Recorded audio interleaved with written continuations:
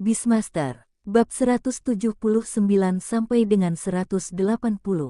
Bab 179 Gunung itu hidup. Qiao Bai, kau hampir membodohi diri sendiri. Acu, acu, acu. Qiao Bai tidak bersin, tetapi dua anak yang duduk di hadapannya bersin-bersin dengan hebat. Dengan Qiao Bai sebagai pusatnya, bulu burung gagak kecil itu begitu banyak hingga tampak bagaikan bunga yang disebarkan oleh peri dari surga, berjatuhan dengan liar dan tidak dapat berhenti sama sekali. Semakin banyak bulu yang rontok pada burung gagak hitam kecil itu, semakin panik ia mengepakkan sayapnya, dan semakin panik ia mengepakkan sayapnya, semakin banyak bulu yang rontok. Itu seperti lingkaran mati. Qiao Bai segera memeluk Xiao Wu erat-erat. Tenang, tenang, tidak apa-apa, tidak apa-apa. Xiao Wu, Kiaki. Tidak, ini tidak baik. Ini jelas sesuatu yang sangat serius. Jika jatuh lebih jauh lagi, burung itu akan menjadi botak. Botak, si ulat kucing, si ular putih kecil, dan si ubur-ubur kecil di samping bersembunyi jauh dan menatap penasaran ke arah si gagak kecil. Wow, kakak perempuannya mulai rontok rambutnya. Apakah kita mengalami kerontokan rambut? Makhluk-makhluk kecil itu berkomunikasi satu sama lain dengan mata mereka, saling melirik secara diam-diam, dan menemukan bahwa, oh tidak, mereka semua tidak memiliki rambut. Baik ulat kucing maupun ular putih kecil memiliki sisik pada tubuh mereka, dan sisik-sisik tersebut terasa berbeda saat disentuh. Adapun ubur-ubur kecil itu, apalagi sisik dan bulunya, ia bahkan tidak memiliki kulit di tubuhnya. Yang dimilikinya hanyalah lapisan film air yang kenyal seperti jeli. Ketiganya saling berpandangan, merasakan simpati dan sedikit gembira secara diam-diam. Oh, tidak apa-apa. Tampaknya mereka tidak rontok. Xiao Wu, garis bawah. Xiao Wu tiba-tiba menoleh dan menatap ketiga bocah kecil yang bersembunyi di dekatnya. Mata merah keemasannya seolah mampu menembus pikiran mereka sekilas. Ia begitu marah hingga hampir membiarkan mereka terbakar spontan di tempat. Catwam, ular putih kecil, ubur-ubur kecil, diam seperti ayam. JPG. Kakak, burung yang kau pelihara mulai kehilangan bulunya. Acu. Ayun mengeluh kepada Qiao Bai dengan mata berkaca-kaca sambil terus bersin-bersin, terlihat sangat menyedihkan. Qiao Bai. Wajah Qiao Bai tampak aneh sesaat. Ia terbatuk dua kali, lalu memeluk gagak kecil itu, yang sudah berbaring dan berhenti meronta, dan berkata tanpa daya, aku tidak menyangka ini. Mungkin ini musim ganti bulu gagak kecil. Ayong, apakah hewan peliharaan juga punya musim ganti bulu? Tapi harimau besar milik adikku tidak rontok bulunya. Sambil berkata demikian, Ayong menatap Qiao Bai dengan tatapan menghakimi yang ditujukan untuk menipu seorang anak kecil. Qiao Bai, harimau besar ya harimau besar, dan gagak kecil ya gagak kecil. Hewan peliharaan yang berbeda memiliki situasi yang berbeda, jadi kita tidak bisa menggeneralisasi. Mendengar ini, Ayong memaksakan diri untuk menunjukkan ekspresi percaya, dan menatap Qiao Bai dalam diam dengan ekspresi, kamu mengarangnya, aku akan mendengarkan. Qiao Bai menggosok hidungnya. Mengapa? Anak-anak zaman sekarang, oke. Qiao Bai mengaktifkan keterampilan bakatnya dan melirik Xiao Wu, ingin melihat apakah sesuatu telah terjadi padanya. Kalau begitu semuanya normal, tidak ada buff tambahan atau status khusus. Jadi apakah ini benar-benar musim pergantian bulu? Qiao Bai berpikir dengan ragu. Itu tampaknya tidak benar. Jelas ini tidak terjadi tahun lalu. Qiao Bai tidak punya jawaban untuk pertanyaan ini untuk saat ini, jadi dia hanya bisa mengesampingkannya dan mengalihkan perhatiannya kepada dua anak di depannya. Bagaimana? Apa kau lebih percaya padaku sekarang? Qiao Bai melambaikan tangan ke arah ulat kucing, ular putih kecil, dan ubur-ubur kecil yang sedang berkerumun, dan ketiga makhluk kecil itu langsung berlari ke arah Qiao Bai. Kucing dan serangga itu mengambil setengah pelukan Qiao Bai. Ular putih kecil melilit tubuh Qiao Bai. Ubur-ubur kecil itu mengambang di samping Qiao Bai, bergerak ke atas dan ke bawah dan ke kiri dan ke kanan seolah-olah berenang di udara, dan sesekali ia melambaikan tentakelnya yang panjang dan berwarna-warni yang tampak kusut jika tidak diperhatikan dengan saksama. Qiao Bai menatap Ayun dan Ayong sambil tersenyum, berharap mendapat jawaban positif. Akan lebih baik lagi jika ia bisa belajar lebih banyak tentang tim eksplorasi Tanah Merah dari mereka, dan beberapa gosip yang hanya diketahui orang dalam atau anggota keluarga. Yang tidak diduga Qiao Bai adalah setelah mendengar kata-katanya, Ayun dan Ayong keduanya menunjukkan ekspresi ragu-ragu, seolah-olah mereka sedang berpikir. Lebih percaya, kebaikan, tidak terlalu. Aku malah merasa kalau kakakku ini agak tidak bisa diandalkan. Memikirkan hal ini, Ayun dan Ayong saling memandang. Pemahaman diam-diam di antara para Gemini memungkinkan mereka untuk dengan mudah memahami pikiran satu sama lain ketika mereka tidak ingin bertengkar. Tetapi, apakah kau benar-benar akan memasuki tanah terlarang di Tanah Merah? Setelah memikirkannya, Ayong, yang sudah menganggap dirinya sebagai kakak laki-laki, memeluk kedua lengannya yang pendek dan memasang postur bernegosiasi dengan Qiao Bai. Ayun membuka mulut dan ingin mengatakan sesuatu, tetapi terdiam oleh tatapan Ayong. Ayong mengatakan bahwa dia tidak membiarkan adiknya berbicara karena itu adalah percakapan antar lelaki. Tentu saja bukan karena dia menganggap adiknya agak konyol dan secara tidak sengaja memberitahu semua orang semua berita itu. Untungnya, Ayun hanya memiringkan kepalanya dan tidak memiliki koneksi telepati apapun dengan Ayong saat ini. Melihat Ayun terkejut, Ayong mendongak menatap Qiao Bai lagi, dengan ekspresi seperti orang dewasa di wajah kecilnya. Dan harus diakui memang ada aura khusus seorang atasan di dalamnya. Itu terlalu kekanak-kanakan dan tampak seperti tiruan biasa pada pandangan pertama. Pikiran Qiao Bai berubah. Mampu meniru sampai sejauh ini, terutama meniru hakikat temperamen yang paling penting. Ayong jelas tidak bisa melakukannya hanya dengan menonton sekilas. Peniruan semacam ini, kecuali dia memang berbakat sejak lahir, atau mengikuti seseorang dengan aura superior seperti itu dalam waktu lama. Memikirkan hal ini, Qiao Bai tersenyum tipis. Menangkap ikan besar, Ayong. Ayong yang bersikap waspada namun tidak terlalu berhati-hati, tidak pernah menyangka bahwa orang dewasa yang tercela itu bisa mendapatkan informasi yang mereka inginkan darinya dengan menganalisis ekspresinya. Namun, Ayong tetap berusaha sebaik mungkin untuk meniru, mengambil inisiatif untuk mengendalikan ritme percakapan dengan Qiao Bai. Setelah insiden di Yancheng terungkap, area terlarang di kota Hongtu ditutup sementara untuk umum. Tidak seorang pun boleh masuk tanpa izin khusus. Dan sesuatu baru saja terjadi. Jika kita masuk saat ini, itu akan sangat berbahaya. Ayong tidak mengatakan sisa kata-katanya, tetapi mata hitam kecilnya yang keras kepala menunjukkan pikirannya dengan jelas. Aku mengerti, ini bukan hanya tentang menunjukkan kekuatan, tapi juga tentang menunjukkan kekuasaan, kan? Qiao Bai menyentuh dagunya dan mengangguk. Qiao Bai mengeluarkan ponselnya dan mencari namanya di internet. Tak heran, entry yang terkait dengan namanya langsung muncul. Pengenalan terhadapnya di dalamnya terlalu komprehensif. Beberapa berita, yang bahkan Qiao Bai sendiri tidak yakin, ditulis dengan sangat ringkas. Terutama foto itu, Qiao Bai ingin sekali menutupi wajahnya.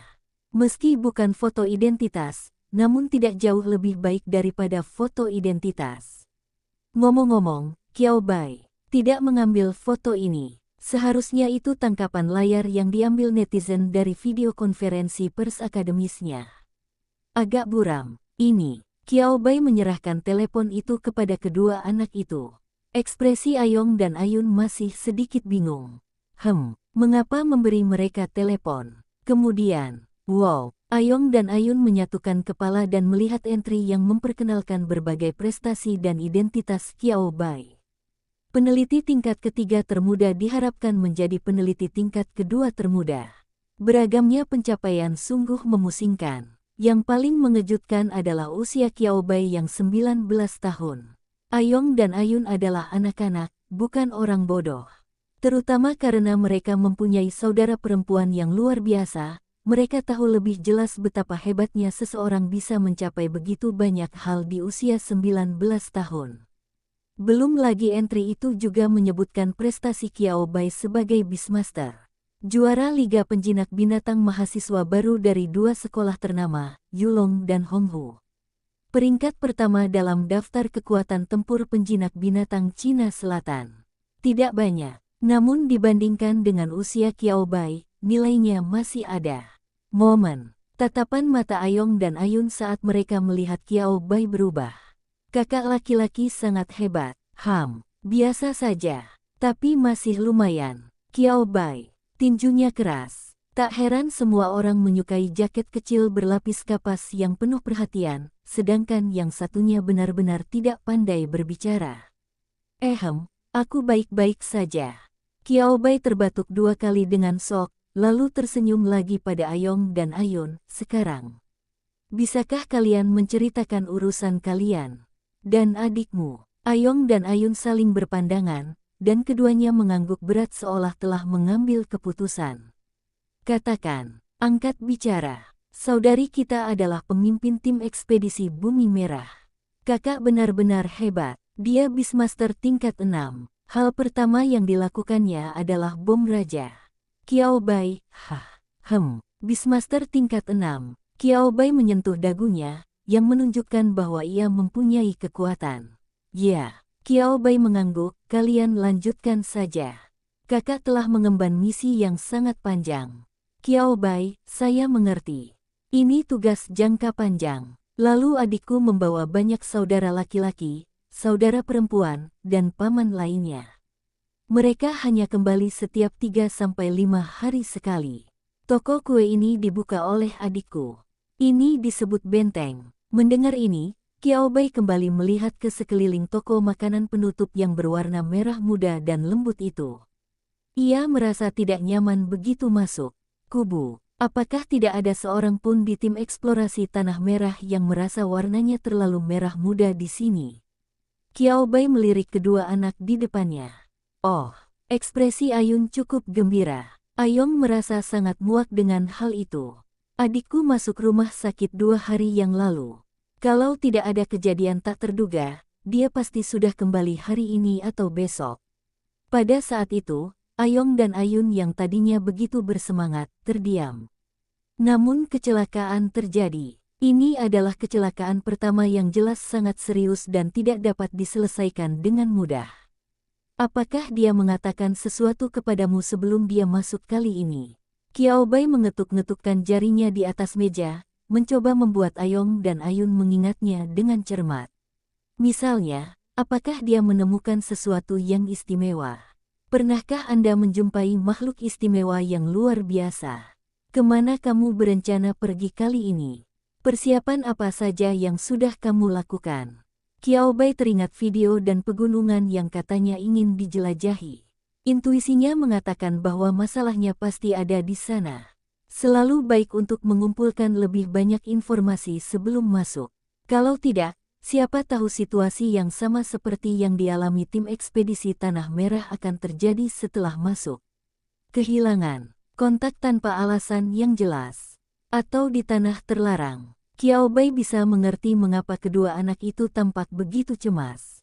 Itu karena tanah terlarang itu sendiri bukanlah tempat yang aman, belum lagi tanah terlarang dengan bagian-bagian berkabut yang belum sepenuhnya dieksplorasi.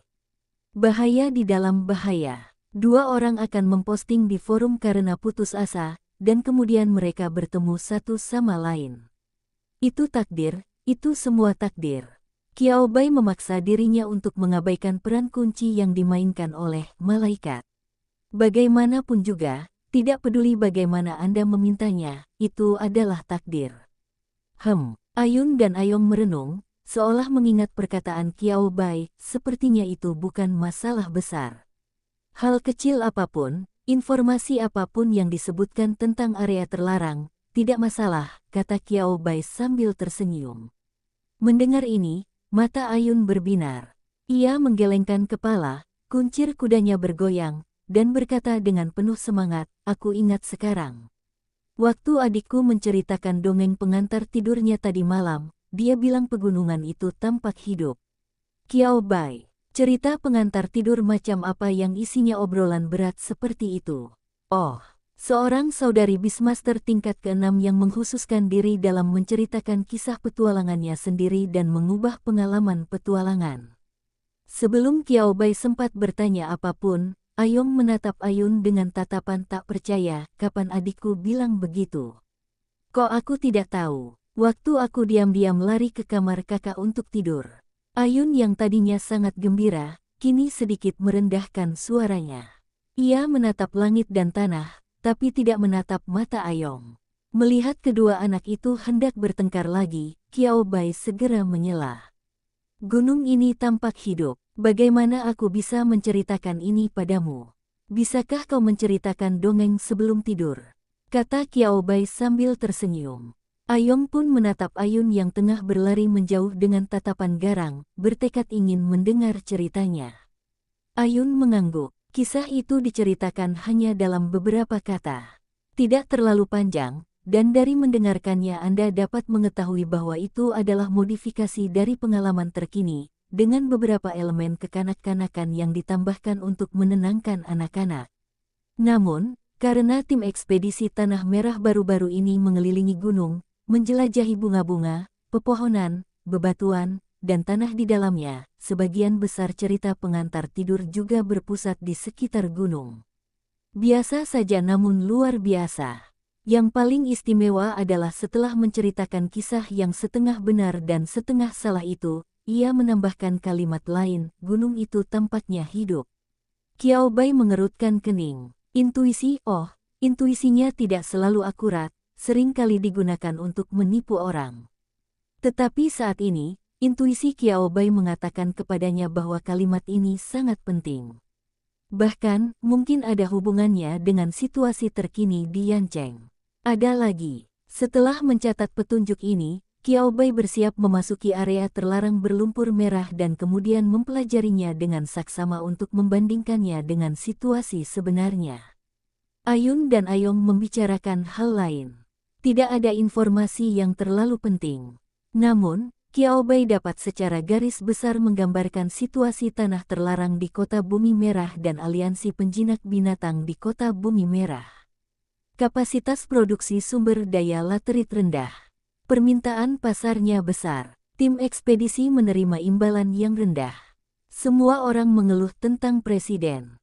Kiao Bai, saya sekali lagi merasakan kebaikan Presiden Huangzu. Pada saat yang sama, Kiao Bai penasaran dengan sebuah pertanyaan.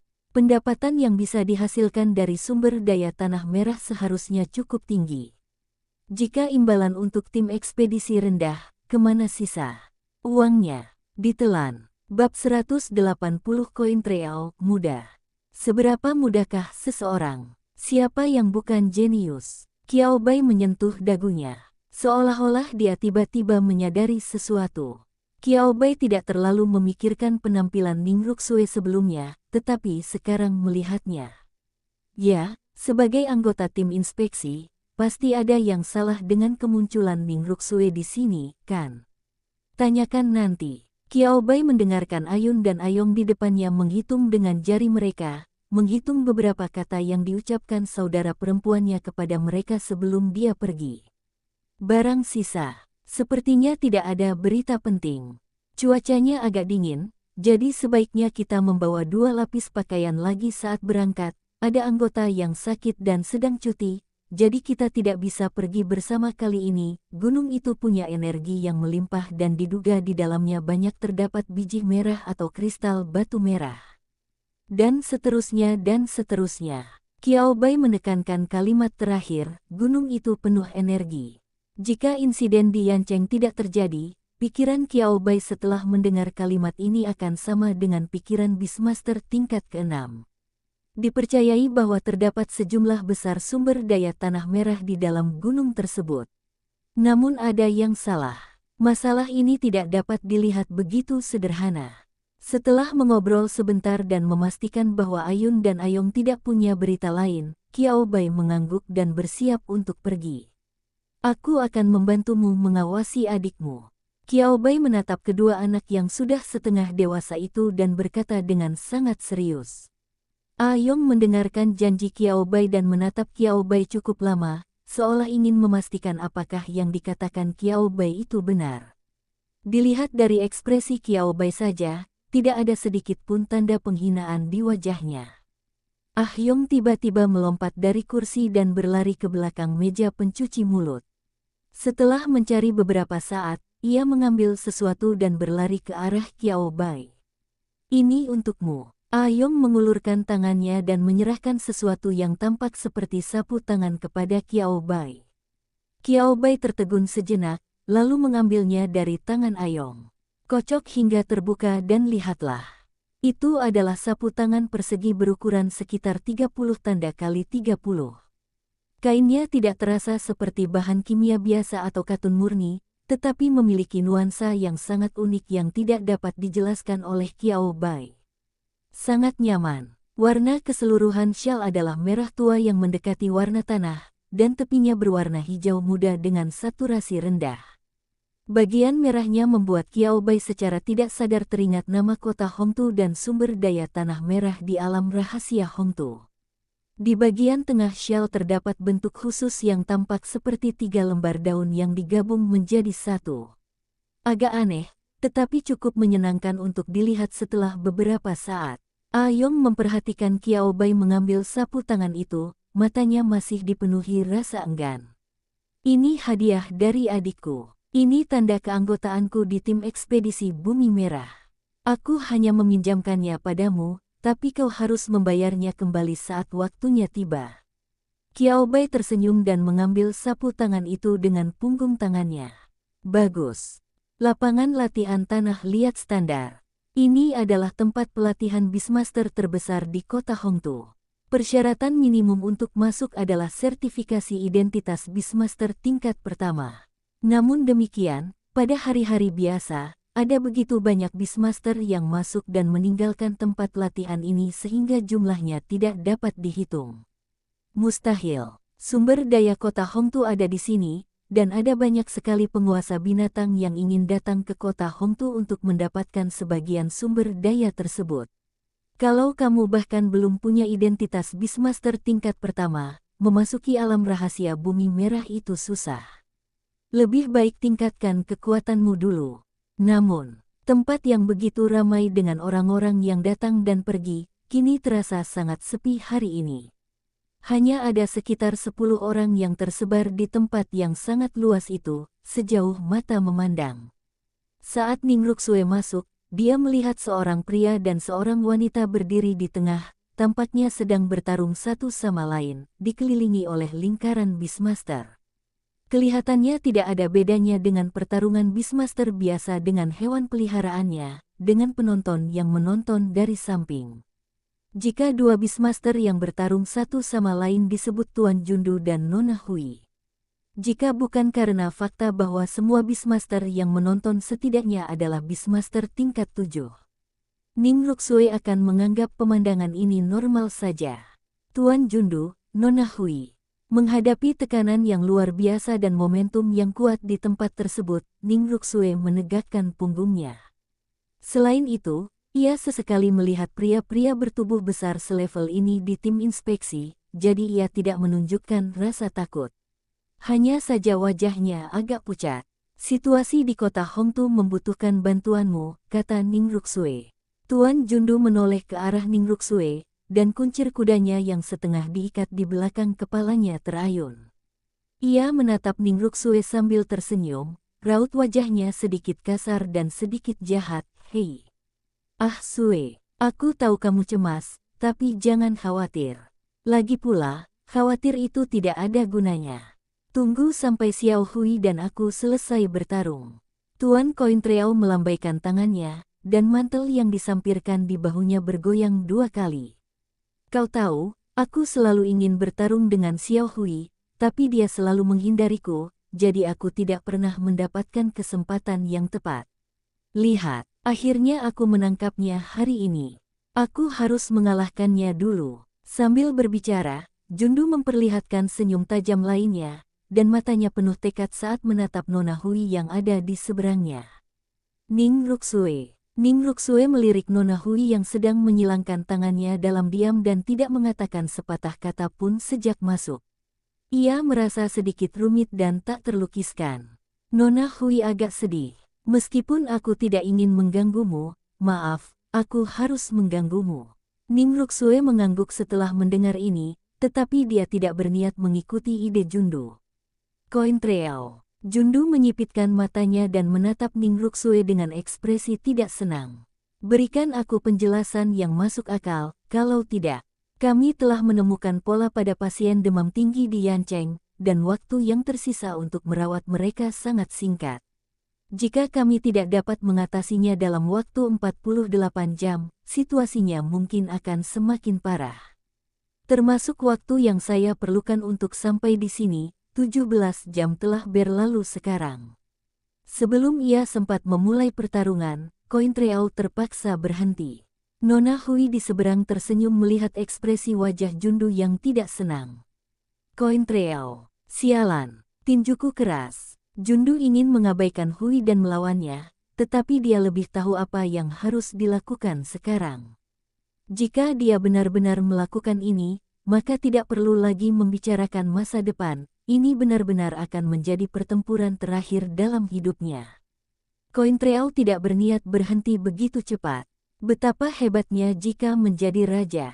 Anda juga dapat bertemu banyak lawan yang menarik.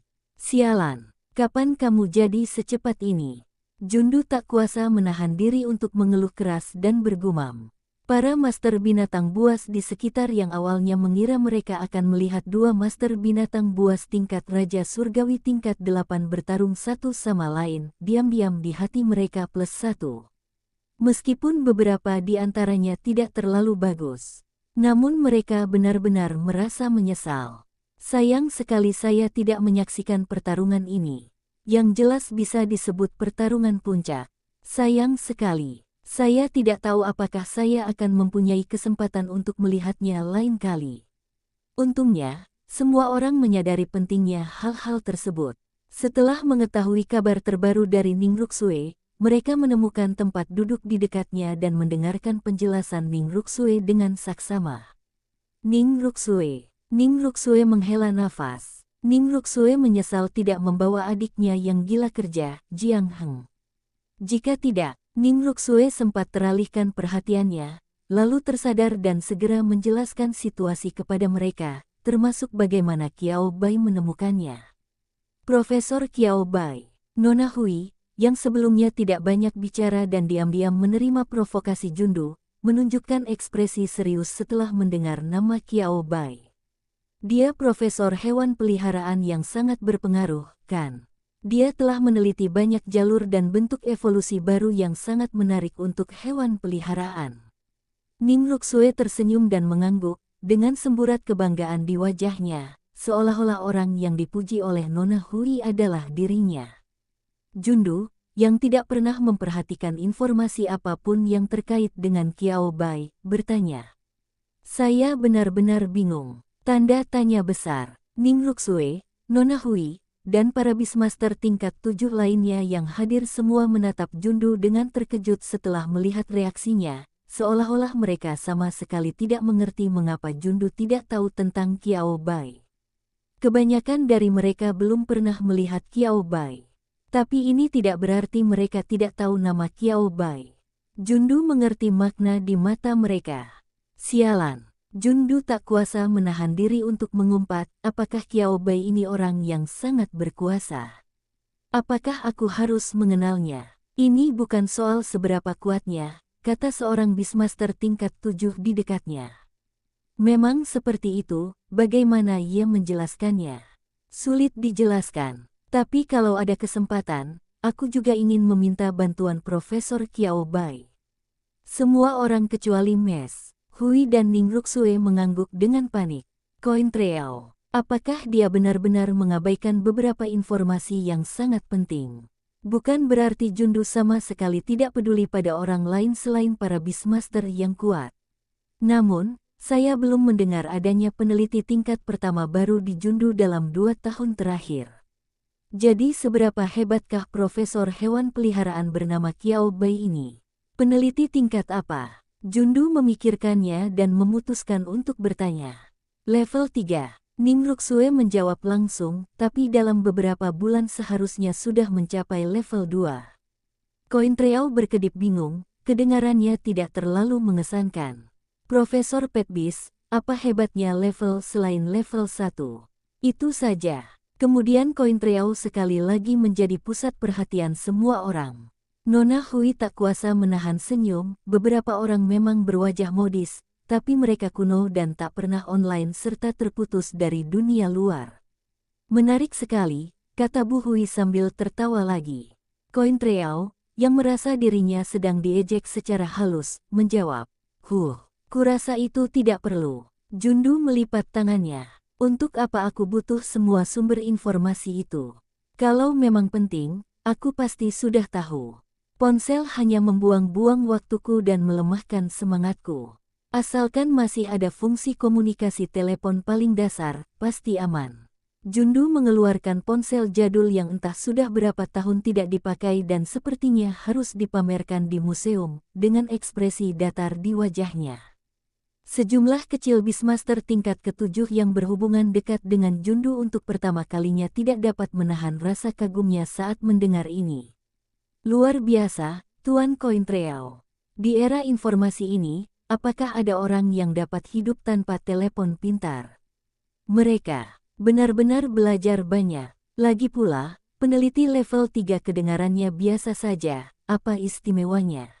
Jundu memasukkan kembali ponselnya ke saku dan bergumam, kau mengganggu pertempuran yang akhirnya kutemukan kesempatannya, Tapi Qiaobai masih sangat muda, dan dia belum lama menjadi profesor hewan peliharaan, kata Hui sambil tersenyum. Jundu masih memasang ekspresi tidak senang di wajahnya, aku juga masih muda. Di lingkaran Beastmaster tingkat 8 yang semuanya adalah paman dan kakek, aku juga masih muda, oke. Kointreau, yang berusia awal 40-an, mengangkat kepalanya dengan sangat bersemangat dengan ekspresi bangga di wajahnya. Para Beastmaster tingkat ke-7 di sekitar Jundu, yang usianya hampir sama dengannya, atau bahkan lebih tua darinya, berkata seperti, meskipun tetapi, penasaran, saya merasa seperti sedang diolok-olok. Kointreau masih belum memiliki kesadaran diri sama sekali. Itu berbeda. Nona Hui tersenyum tipis. Kointreau, tidak sama. Apa bedanya? Apa bedanya? Seberapa muda usia Anda? Jundu memikirkan para mahasiswa jurusan evolusi hewan peliharaan yang berusia 25 atau 26 tahun saat lulus. Bahkan jika Qiaobai sedikit lebih muda, kurang dari 30. Seorang peneliti tingkat ketiga tampaknya cukup bagus, tetapi di mata Jundu, yang juga seorang jenius, itu biasa saja. Kecuali Qiaobai bisa menjadi peneliti tingkat pertama di usia yang sama dengannya, Jundu merasa bahwa dia akan mampu mengakui kekuatan pihak lain saat itu. Kemudian, saat Jundu melihat Qiaobai sendiri muncul di depannya, mata Jundu masih penuh dengan kebingungan dan pertanyaan. Dia menatap Qiaobai. Dia berbalik dan menatap Ningruksue dan Mes. Hui, lihat Qiaobai lagi. Ini, Jundu menunjuk ke arah Qiaobai, dan nada bicaranya yang biasanya penuh percaya diri akhirnya menunjukkan sedikit rasa tidak aman. Kointreau mengatakan bahwa meskipun penglihatannya tidak bagus, dia masih bisa melihatnya. Orang di depanku tampak seperti remaja. Apakah kamu sudah dewasa? Oh, dia seharusnya sudah dewasa, tapi tetap saja terlihat sangat hijau dan lembut. Anda dapat mengetahui pada pandangan pertama bahwa dia adalah seorang mahasiswa. Qiaobai yang memberitahunya tentang ini. Ningruksue mengangguk. Qiaobai. 19 tahun, tambah Ningruksue. Qiaobai sendiri. Ada yang salah. Qiaobai menatap pemuda paruh baya trendy di hadapannya dengan bingung. Pemuda itu menatapnya dengan tatapan terkejut, seolah-olah ia telah berbuat salah pada pihak lain. Qiaobai cukup bingung. Apa yang dia lakukan? Kointreau terdiam. Kointreau mempertanyakan kehidupan. Muda. Oh, aku paham, muda. Ini benar-benar muda sekali. Dalam lingkaran penjinak binatang di mana kebanyakan orang memulai di usia 20-an atau 30-an, usia 19 tahun ini terlalu muda. Apa bedanya dengan menjadi anak di bawah umur? Inikah yang disebut jenius saat ini?